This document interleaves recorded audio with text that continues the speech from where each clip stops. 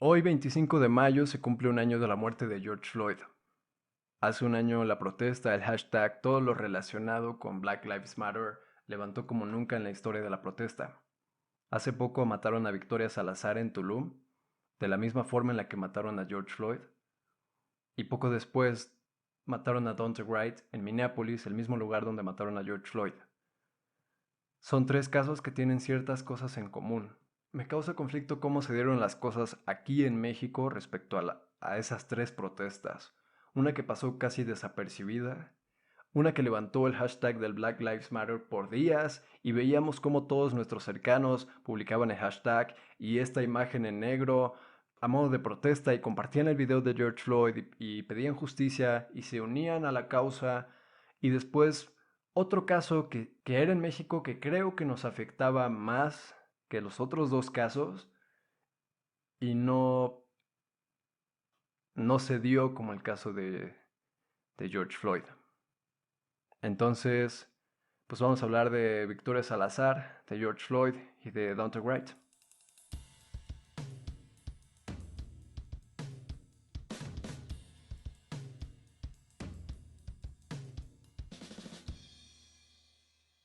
Antes de empezar, quiero aclarar que solo soy un investigador ocioso, no soy periodista ni nada, y tampoco quiero que esto sea un monólogo donde solo yo hablo respecto al tema. Entonces, para eso ya saben que está el Instagram, síganme como @emilianohuitrón.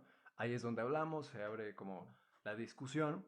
Durante el tiempo en el que este proyecto estuvo en pausa, mataron a Victoria Salazar y poco después a Daunte Wright, y yo pensé que las protestas respecto a ambas personas aquí en México iban a levantar un poco más por la relación que tienen o las cosas en común que tienen con George Floyd. Entonces hay que tratar de explorar y ver por qué, a pesar de que tienen cosas en común los tres casos y que los unen, eh, George Floyd fue el que más levantó, después Victoria Salazar y Daunte Wright pasó casi desapercibido acá en México. Entonces vamos a comenzar comparando los casos de George y de Daunte. Todos conocemos el caso de George, sonó demasiado.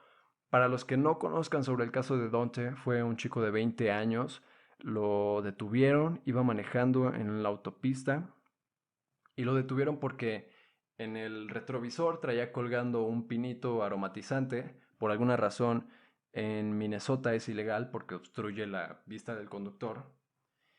Y pues bueno, em, lo paran tres policías. El video que se ve es de un policía, tiene la cámara como aquí, de las que ahora traen en sus chalecos.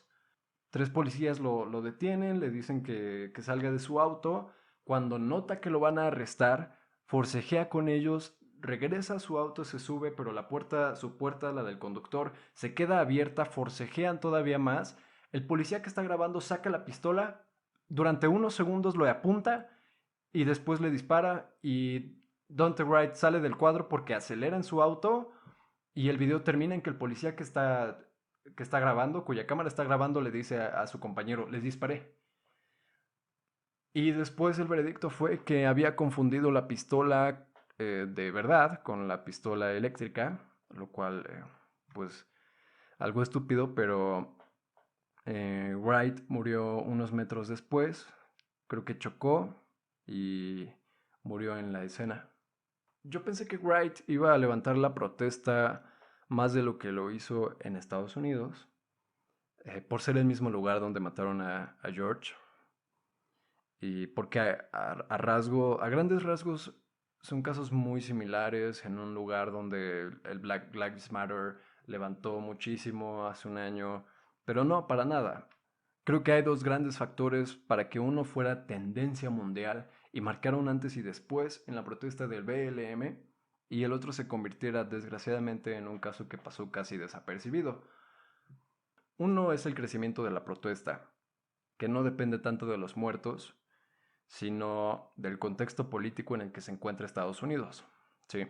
A Floyd lo mataron en un año electoral Biden-Trump y fue el año más violento durante la presidencia Trump y en la historia desde que existe el movimiento del BLM. Y pareciera que George Floyd pudo haber sido la gota que derramó el vaso y todos dijeron, bueno, pues ya hasta aquí, ya estamos hartos, pero, o sea, sí, pero también influye que el movimiento, como dicen ellos abiertamente, es un movimiento sociopolítico, pero creo que es más político que socio. Entonces, con el argumento de que del contexto político en el que estaban en mayo de 2020, no queda muy claro o no es suficiente para diferenciarlo de Dante o de los demás casos que ha habido y de por qué levantó tanto ese año. Existe un estudio de Pew Research donde analizan el uso del hashtag a nivel mundial desde que se creó en 2013 y las dos veces que levantó significativamente fueron en 2016 y 2020, ambos años electorales, Hillary Trump y Biden Trump. Entonces comparemos la gráfica de la presidencia Trump con la de la presidencia Obama. 2014 y 2015 fueron los años más violentos o con más casos de este tipo, y si volvemos a checar la gráfica del hashtag, la protesta levantó más durante el año electoral. Entonces no, así mueran 18 personas, protestarán más al siguiente año cuando se pueda ejercer presión sobre los candidatos americanos, y está curioso, como si sintieran que la lucha solo necesita ese momentum, cuando los políticos en teoría deberían de estarlos escuchando, y supongo que influye en las elecciones, pero habría que ver qué pasaría con el candidato electo si las protestas se mantuvieran durante un mandato completo en Estados Unidos y si el candidato es demócrata o republicano, pero bueno, eso está medio difícil. La otra diferencia, que parece un poco superficial, pero creo que fue lo que hizo que se volviera un evento mundial, es que el caso de George Floyd es ver a una persona agonizar durante 9 minutos pidiendo por su vida, diciendo que no puede respirar. Y el caso de Wright, le disparan, sale de cuadro y termina el video. Y sí, cuando suceden este tipo de cosas, la parte emotiva es lo que hace que se vuelvan más grandes, que más gente comparta, que la empatía fue enorme, pero no por las razones correctas. Y sí, cuando fue la de Floyd, yo sabía de conocidos que habían llorado porque claro que es un video fuerte, no estoy siendo insensible, que les daba muchísima rabia por cómo se habían dado las cosas y me hace dudar si el impacto que tuvo fuera de Estados Unidos esto se debió a que la gente se solidarizó realmente con el movimiento por el hecho de que un afroamericano más había sido asesinado por un policía o por la forma en la que lo mataron. Cualquiera de las dos razones están horribles, por lo menos hablando de México, y pueden decir, bueno, Emiliano, pues ¿qué importa? Mientras apoyen al movimiento está bien. Y sí, se logran cosas como la presión que lleva a declarar culpable a Derek Chauvin, el asesino de Floyd. Y no estoy tratando de radicalizar y decir que si fuiste solidario una vez, tienes que serlo con los que siguen en esa lista. Por lo menos no con el BLM. Cualquiera de estas dos razones nos hace ver un poco mal en relación a la reacción pública del caso de Victoria Salazar, la mujer que mataron igual que a Floyd en Quintana Roo, México, porque entonces el sentimiento nacionalista que se ha desarrollado sobre los derechos de los migrantes y cómo es posible que Donald Trump quiera hacer un muro y por qué nos matan a nuestros paisanos en Estados Unidos, son unos racistas, pierde un poco de validez. ¿Por qué no fue tendencia general? Porque no era mexicana, George Floyd tampoco lo fue. Porque se supone que estaba bajo los efectos del alcohol, Floyd tenía metanfetamina y fentanilo en la sangre en el momento de la autopsia. ¿Cuáles son realmente las diferencias? Victoria era mujer, era inmigrante y ya. Y creo que hay otra. Victoria creo que vivía en un ambiente con más desventajas que Floyd, más de las que ya tenían.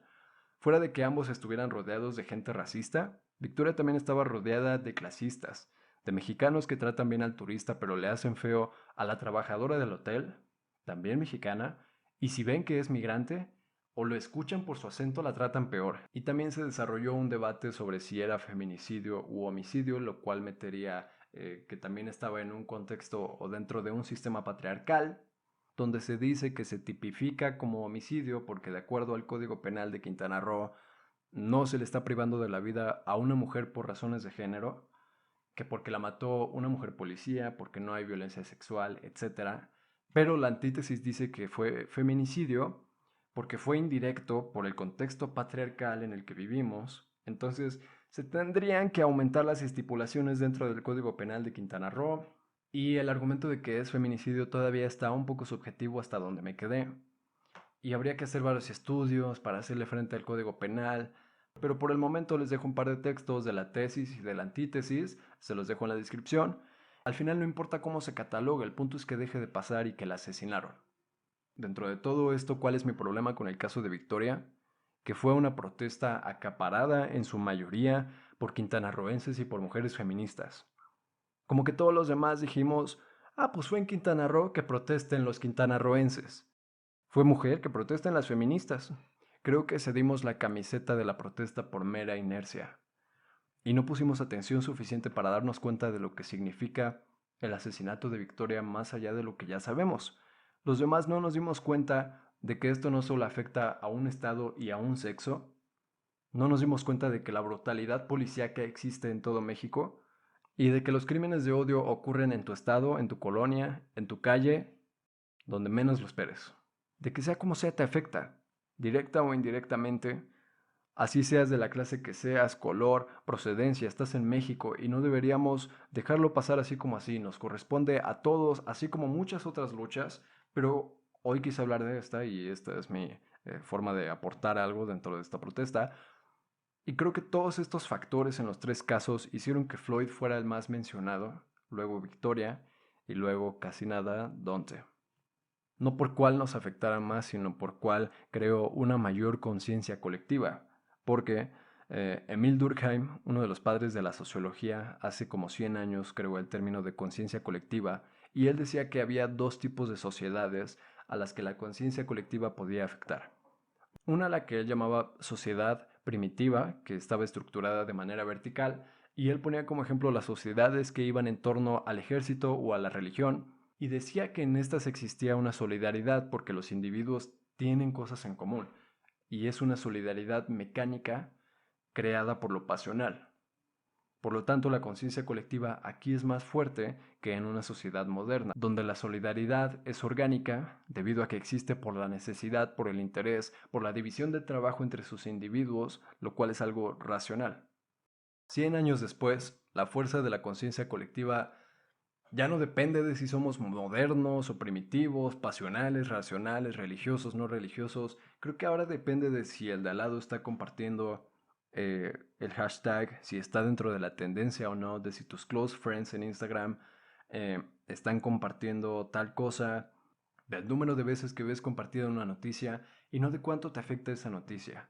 Ahí es cuando toma vida propia un movimiento como el BLM, cuando Floyd y no cuando Wright. Ahí es cuando casos como el de Victoria se quedan unos pasos antes de tomar vida propia, unos pasos antes de ser protestas de miles y no de cientos, pasos antes de ser tendencia por días, hasta que se hiciera justicia. No digo que Victoria no fuera un antes y después en el tema de crimen de odio, de abuso policial, de feminismo en México, pero puede ser mucho más que eso. Puede ser nuestro Floyd, si lo quieren ver así, y más, mucho más. Y aún hay tiempo, entonces, pues espero que con eso ya sepan qué hacer, ¿vale? Y desgraciadamente esto va a volver a pasar, nos llegará otro caso así, no sabemos de dónde. Espero que el próximo caso que nos llegue levante por una conciencia un poco más crítica y no por conciencia colectiva, ¿ok? Sobre por cuánto nos afecta y no nada más por solidaridad, ¿vale? Pero bueno, ya saben que la conversación acerca de esto se abre en Instagram, @EmilianoWuitrón, y en Facebook pues trato de compartirles las notas al respecto, links, ya saben, Fermento Podcast. Así que pues nada, muchas gracias por darle clic, por ver esto hasta aquí. Suscríbete si no lo has hecho. Y pues nada, cuídense, nos vemos el próximo. Bye.